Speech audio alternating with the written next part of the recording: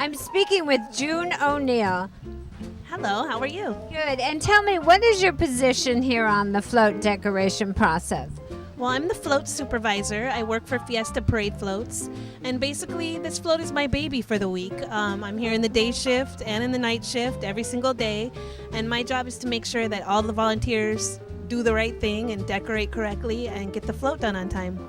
So I wasn't aware that Fiesta Floats actually has their own personnel helping on the floats.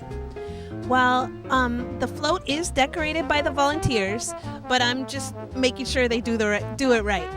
And how long have you been with Fiesta Floats? I've been with Fiesta for 17 years as an employee and a decorator for 4 years before that. And how did you get involved in float decoration? When I was in high school, we did it as a fundraiser for our band and color guard. And I loved it so much that I came every single day, every single shift, and they just decided after high school, we better hire you. So I've been here ever since. And Fiesta Floats actually designed the float, didn't they? Raul Rodriguez designed the float. He designed most of the floats for Fiesta Parade Floats, but he also designs for other companies as well. He's a well-known float designer. And could you tell me about the design of this float? Well, this float is called Follow Your Dreams, and we have a young boy in a hammock under a rainbow daydreaming about what he wants to be when he grows up. And there's a microscope, there's a rocket ship, there's a jet, there's books. So he's just dreaming about what he's going to do in his future. That's very exciting. And tell me about the globe that's behind you. What are some of the materials? Because it's beautiful. The globe is decorated with clover seed, fine cut gold straw flower, and blue statice. And all the little petals on there are cut by hand. There's no machine that can do it well. So it took a lot of volunteers spending a lot of man hours with scissors, just snipping away until we had the material. And you only have 5 days to decorate the float, is that correct? Correct. During the month of November, we do 2 dry decoration days where we pre-cut the straw flower and status that I just mentioned. But aside from that, starting December 26th up through the 31st is our 5 days to make it beautiful. And how many volunteers are you overseeing? Generally, we have about 40 to 50 volunteers per shift and 2 shifts per day. And so in the 5 days, how many would that be altogether? I would say 500 volunteers. That's an amazing staff to oversee, even if they are volunteers. It definitely is. It's always exciting because I have people that come back every year, so we kind of have like a float family reunion, and it's neat to see people and catch up. It's also really interesting to work with all the different personalities that come. There's people from all walks of life, and it's really cool to see them and help them create this float. And why do people get involved in float decoration? They're crazy. Well, there's 2 types of people in this world. There's people that love float decoration, and there's people that can't stand it. So, when we have a first timer, they may love it or they may hate it and never come back. But the people that love it, once they do it, they're addicted. Usually it's creative people, and they just come back over and over again to do it every year. And what is the most fun you've ever had decorating a float? I would definitely say what got me hooked was when I first started decorating in high school. My mom would bring me every day, and I loved climbing the scaffolding and just being able to create something so big. It's like a giant arts and craft project. So the high school days of scaffold climbing was definitely a fun time. And people of all generations come, families come. Definitely. You have to be at least 13 to decorate, but we have people from 13 up to 95. I haven't seen them this year, but there's a couple of 2 95-year-old ladies that come and decorate every year, and they've been doing it for a long time, probably longer than me. I understand that Kelly and Gary Johnson were float decorators a couple of years ago. Did you oversee them? Yes, I did. They were a very exciting and boisterous couple, and but they were entertaining. Once they came to decorate, the whole crew, the whole staff loved them, and we've been with them ever since. And they are supporting the float this year, and they obviously got very hooked on the whole idea of float decoration and supporting Torrance as well. Definitely. We're so grateful that they came to help support, because not only did they have a great time, but they're helping all the decorators that love to decorate continue to work on the City of Torrance float. And you are with Fiesta Float Decoration. I'm speaking with June O'Neill of Fiesta Float Decoration. I want to thank you so much for taking time out of your busy schedule to speak with us. Thank you. Have a Happy New Year. So here we have a giant science book where the boy who's daydreaming can learn how to build things like jets and rockets. And we're decorating it with radish seed and white glue.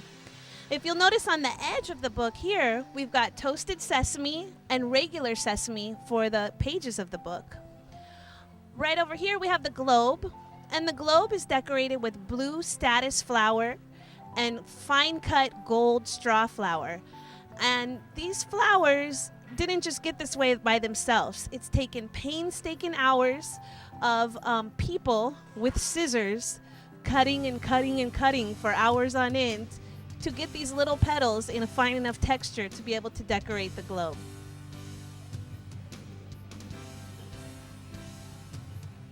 So here we have our little boy dreaming in the hammock, and one of the most labor-intensive parts of this is the hammock itself, which has been wrapped with raffia, which is this material here. Volunteers have spent the last 2 days 16 hours a day wrapping raffia around to give it a natural hammock look. The little boy is not decorated yet, but he'll be covered with blue statice and fine cut yellow straw flower, and his head is actually not attached yet, but it's in the art department, and they're doing all the detail artists are attaching all the detail to the little boy. So we're watching a volunteer wrap the raffia around the hammock. And what is your name, please? Amanda. And why are you helping decorate this float? Just for fun, I guess. Have you ever done this before? Yeah. How many times have you done this? Like 3 or 4. And are you here with friends or family? Family. And who's here with you? My mom and my grandma. And did they get you into doing this? Yeah, my grandma did. Your grandmother did? Yeah. How many times have you decorated the float with your family? For the past 2-3 years. And is this fun, wrapping this with raffia? Yeah, I guess. How long do you stay and do this? It depends, like 2-3 hours. And how much can you get done in 3 hours? A lot, I guess. It depends on what you're doing. So, yeah. Well, thank you very much for speaking with us. And we have another volunteer over here. Do you want to come out and speak with us for a second? And you are also wrapping the raffia. What is your name, please? Kim. And why are you involved in this float decoration, Kim? It's so much fun. It's very rewarding when you get to watch the parade and you actually see your float go by and you can say, I did that and I worked on this. So it's a lot of fun. And how many years have you been volunteering? I believe this is our 3rd year. My daughter and I, our 3rd year, and then my mother is over there, and this is probably her about 6th year doing this.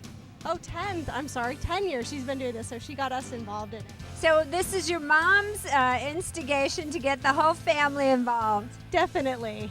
And it is a multi-generational community spirit sort of activity, isn't it? It definitely is. My son can't wait to do it next year. And how old is your son? He's 12.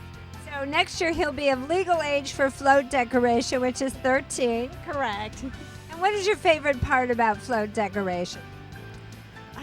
Just getting to see it all done. I think that's really watching it all come together is the best part. Well, thank you for speaking with us. You're doing a great job here.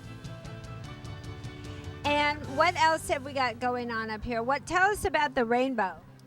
Well, the rainbow, we can't actually decorate until the last couple days because we're going to be putting real roses in vials into the different colors of the rainbow. We'll have red roses, orange, and yellow roses. The green will be a form of huckleberry, which is like a green bush, and the blue will be irises. So all those flowers will be put in vials with water and poked into the foam of the rainbow. The part that we have decorated so far is the black edge, which is covered in nori sushi, seaweed wrap. How many roses or flowers go on a float this size? A float this size will have about 10,000 roses.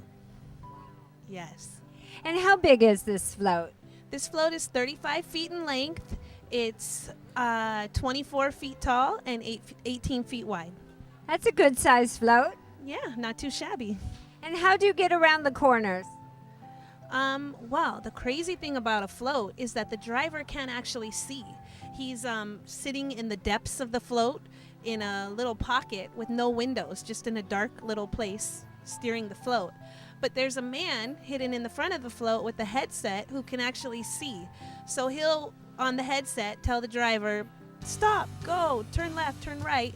And so he's like the eyes for the driver. And he'll help him turn corners and stuff like that. So the actual driver can't see where he's going. Correct. And then you have an observer on the float. Yes, and the observer is the eyes for the driver. And these floats don't go very fast. They go maybe a max of 10 miles per hour. So it's always a long, slow drive, but they always make it happen and make a great parade every year. And where does the observer sit or stand? The observer will be sitting in the front of the float, down low, and he'll probably have a big flower arrangement in front of him, and he'll peek out through the flowers to be able to see where we're going. And can you show us where the driver is hidden? Sure, I can show you. I'll take you down there right now. Great, thank you. So this knoll beside me is covered in sheet moss. It's been glued on with sticky glue, and you may not notice there's something odd about this knoll. If you look closely, there's a secret door that houses the driver of our float.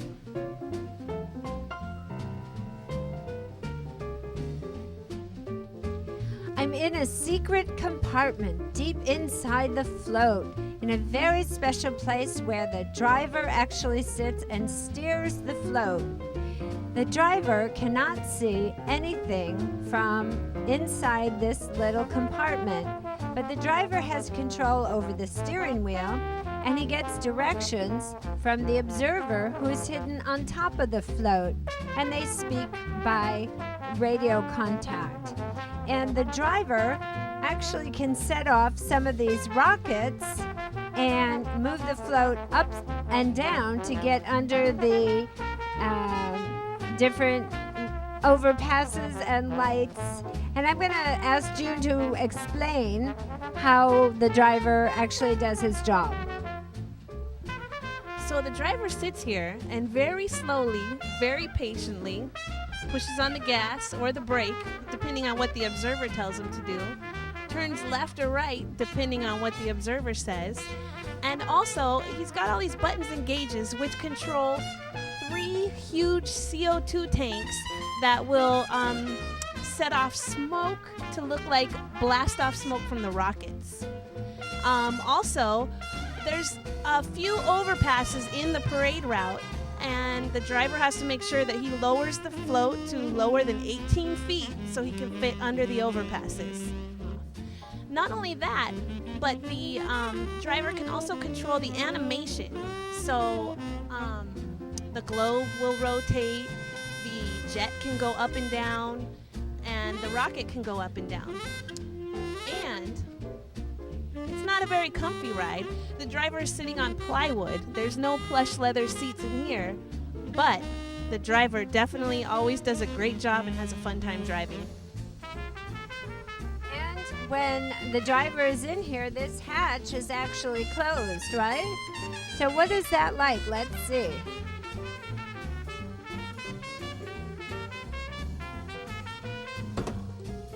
Well, it's true. It's totally dark in here and you can't see anything. Thank goodness there's an observer.